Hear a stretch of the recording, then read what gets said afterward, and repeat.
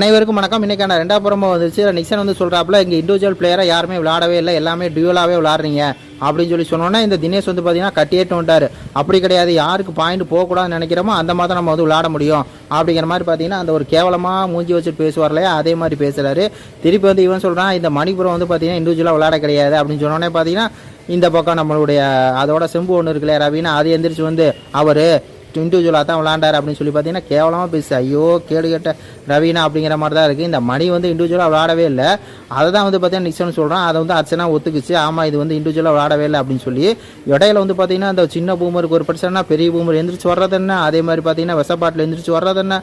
அப்பா இங்கே எவனும் தனியாகவே கேம் விளாட்றது இல்லைங்க, அவங்களும் ஒரு கும்பலோட விளாட்றாங்க, இவங்களும் ஒரு கும்பலோட விளாட்றாங்க. ஆனால் இந்த பூமர் மணி இருக்கானே அப்பா, ஒரு இளவுக்கு லாய்க்கல ஒன்றுத்துக்கு லாய்க்கல. இன்ன வரையும் வந்தது காரணமே ரவீனா பின்னாடியே இருந்து வந்துட்டான். இந்த பக்கம் பார்த்தீங்கன்னா இன்னொரு பக்கம் அந்த ஒரே பாசமாக என்னன்னு தெரியல, அதை ஓப்பனாக சொல்ல முடியலை. அது ஒரு நேரம் வரும்போது சொல்லுவான். தினேஷ் வந்து பார்த்தீங்கன்னா சின்ன பூமருக்கு ஒரு பிரச்சனைனா சம்மந்தமே இல்லாமல் கிறுக்கு மாதிரி பேசிகிட்டு இருப்பான்.